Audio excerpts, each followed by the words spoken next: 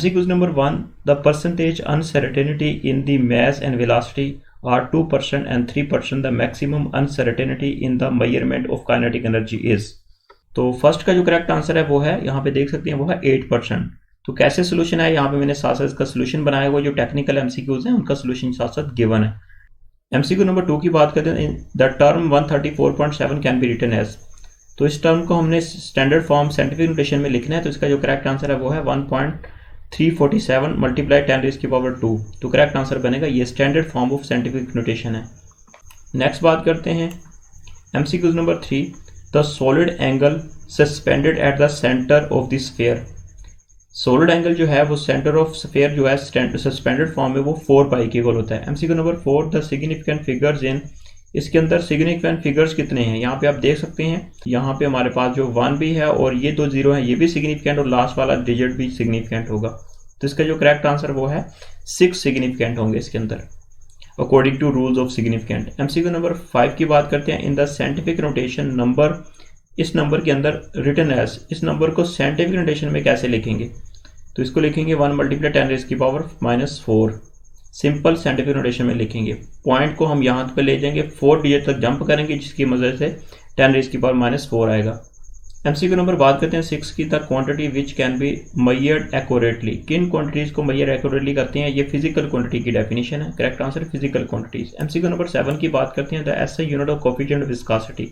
Coefficient of viscosity F = 6π eta और Vt is the terminal velocity है। तो यहाँ पे स्टोक्स लॉ के मुताबिक इसका जो विस्कोसिटी का यूनिट होगा वो kg/m/s होगा। एमसीक्यू नंबर 8 की बात करते हैं, 0.00467 है द सिग्निफिकेंट फिगर। इसके अंदर नंबर ऑफ सिग्निफिकेंट कितने हैं, वो लास्ट डिजिट जो है वो सिग्निफिकेंट है 4, 6, 7।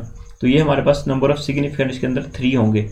एमसीक्यू नंबर 9 की बात करते हैं, absolute uncertainty in a measurement instrument is equal to. इसका होता है लीस्ट काउंट के इक्वल होता है ये अब्सोल्यूट अनसर्टेनिटी।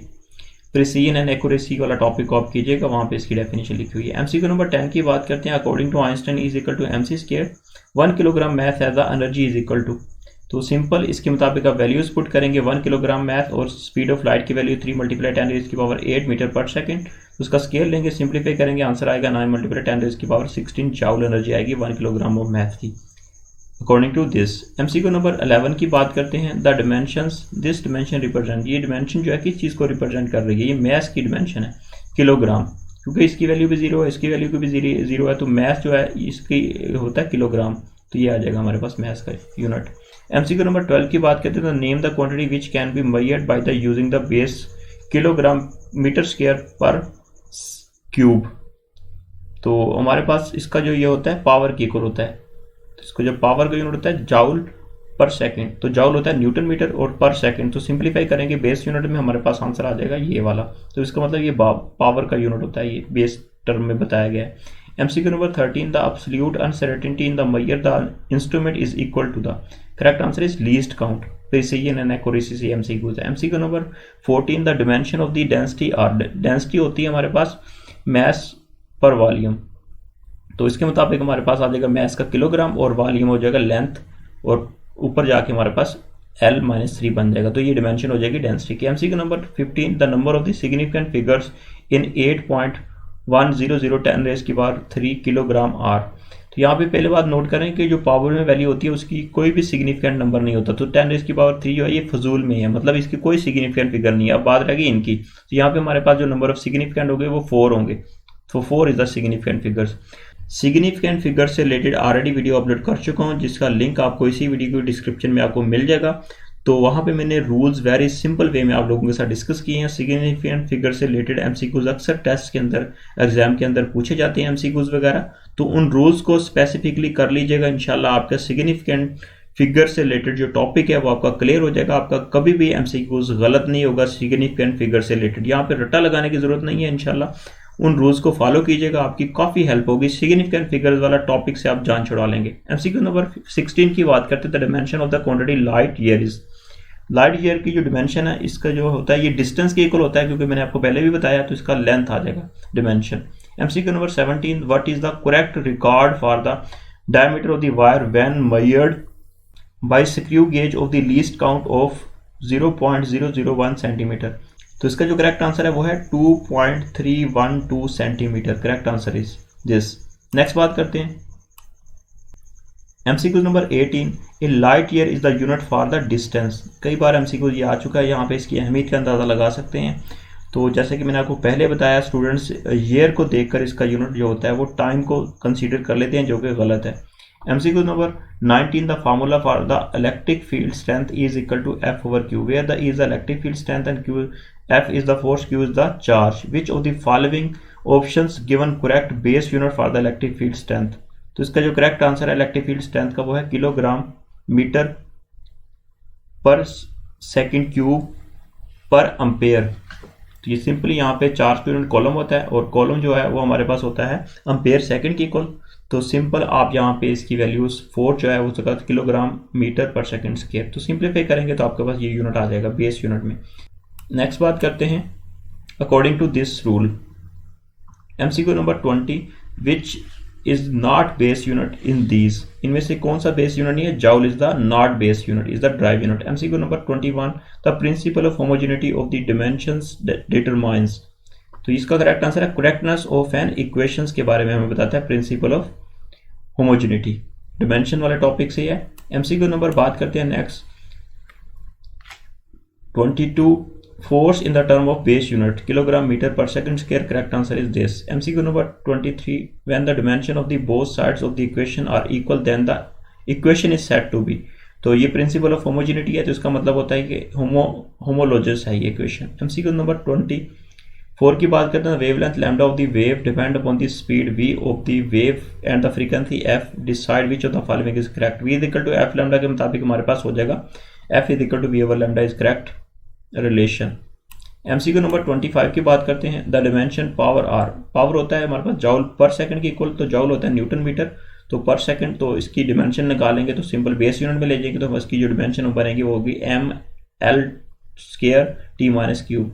MCQ नंबर आ जाएगा 26, that's the unit of the pressure in the term of base. Pressure होता है हमारे पास उसका मतलब फोर्स पर यूनिट एरिया, तो यूनिट होगा इसका न्यूटन पर मीटर स्क्वायर। तो सिंपलीफाई करेंगे तो बेस यूनिट में किलोग्राम पर मीटर पर सेकंड स्क्वायर। MCQ नंबर बात करते हैं 27, the dimension of the moment arm is. Moment arm होता है हमारे पास टार्क के अंदर tau is equal to r cross f, r is the moment arm.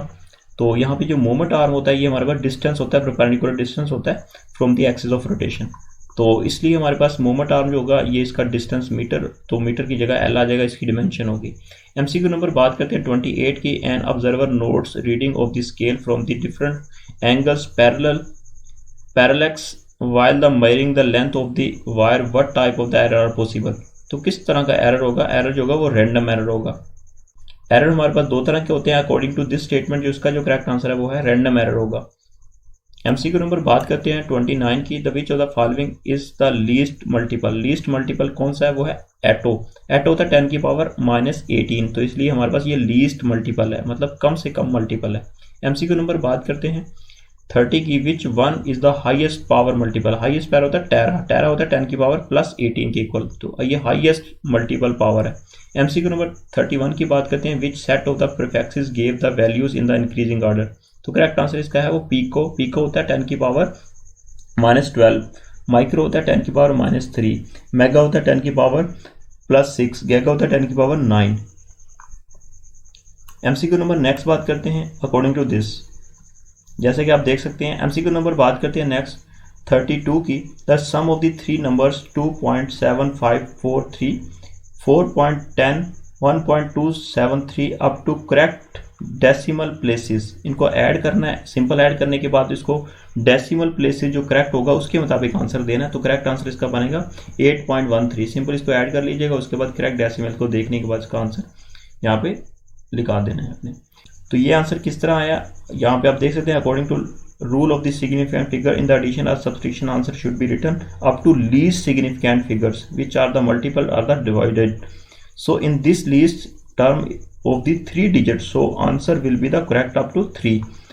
तो मतलब इसके अंदर जो लीस्ट सिग्निफिकेंट आपने देख सकते हैं इसके अंदर वो है हमारे पास है 8.13 है। तो according to this you can.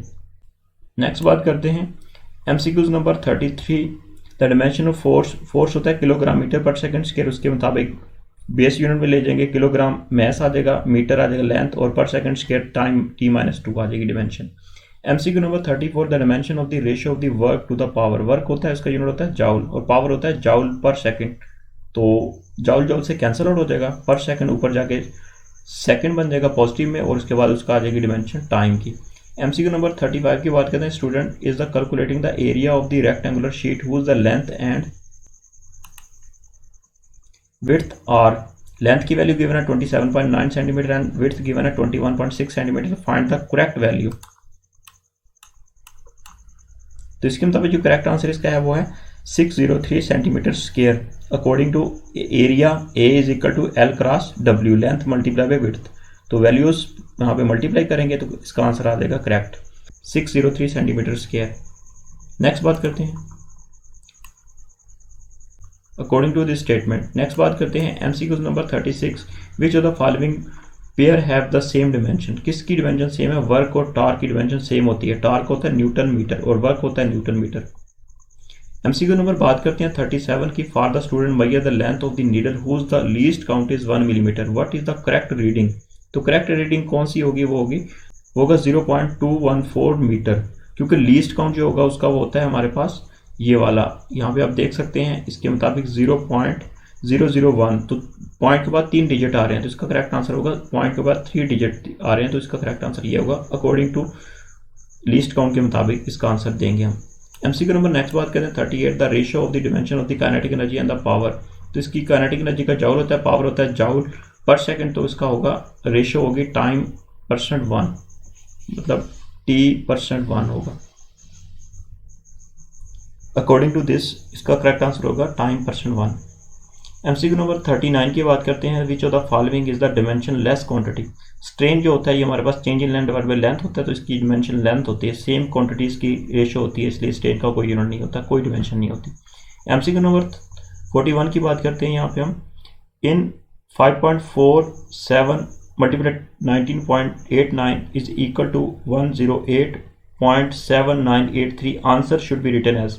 तो इसको हमने अप्रोक्सीमेट इसका आंसर देना है, तो राउंड ऑफ करके इसका जो आंसर बनेगा वो होगा 109 correct answer according to this.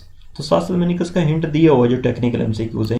MCQ number 41 की बात करते हैं, how many seconds are there in 1 year. एक साल के अंदर कितने सेकंड होते हैं? तो सिंपली आप इसको कैलकुलेट कर लीजिएगा, तो आपके पास जो आंसर बनेगा वो आएगा ये 3.1536 मल्टीप्लाई 10 की power 7 second. MCQ number 42, zero error belong to. Zero error belong किससे कर साथ करता है? वो होता है सिस्टमेटिक एरर के साथ। जीरो एरर, दो तरह के एरर होते हैं, random and systematic. Systematic error जो होता है ये जीरो एरर हमारे इंस्ट्रूमेंट के अंदर जो एरर होता है, और रैंडम एरर जो होता है ये हमारे पास होता है डिफरेंट, हमारे पास आंसर होता है अंडर द सेम कंडीशंस पे। तो correct answer systematic error. MCQ number 43, the light year is the measure of. इसका होता है डिस्टेंस, ये फिर रिपीट हुआ MCQs, वेरी इंपॉर्टेंट MCQs है ये। MCQ number 44, the unit of the E in the E is equal to MC square according to Einstein. इसके अंदर जो E की वैल्यू एनर्जी है इसका यूनिट क्या होता है? जाउल होता है। जाउल हमारे पास होता है इक्वल होता है न्यूटन मीटर। न्यूटन मीटर जो होता है हमारे पास किलोग्राम मीटर स्क्वायर पर second square. Correct answer is this. तो ये तो थे very very most important MCQs physics first year chapter 1 measurement से रिलेटेड पास्ट पेपर्स के अंदर जो MCQs पूछे गए हैं। तो इससे पहले हमने MCQs को डिस्कस किया था जो आपके साइड बॉक्स के टेबल्स वगैरह थे, जो ट्रेड विड्स थे, उनसे रिलेटेड MCQs। उसके बाद हमने पास्ट पेपर्स के MCQs डिस्कस किए हैं। इंशाल्लाह ये MCQs आपके फिजिक्स के फाइनल एग्जाम में काफ़ी हेल्प करेंगे, या किसी भी तरह का फिजिक्स का कॉम्पिटिटिव एग्जाम देते हैं उनमें MCQs आपकी हेल्प करेंगे। तो हमने फर्स्ट चैप्टर को यहाँ पे रिवाइज किया है। इंशाल्लाह नेक्स्ट हम लेके चलेंगे चैप्टर 2। तो यहाँ पे हम एज ए प्रिपरेशन कर रहे हैं। यहाँ पे अगर आप नए हैं तो प्लेटफॉर्म को ज्वाइन कर लीजिएगा, इंशाल्लाह आपकी काफ़ी यहाँ पे हेल्प होगी। हम चैप्टर वाइज लेके चलेंगे, डेली का एक चैप्टर किया करेंगे, तो इंशाल्लाह इससे आपकी काफ़ी हेल्प हो जाएगी। तो प्लेलिस्ट को फॉलो कीजिएगा। थैंक यू, मिलते हैं नेक्स्ट वीडियो में नेक्स्ट चैप्टर में। अल्लाह हाफिज़।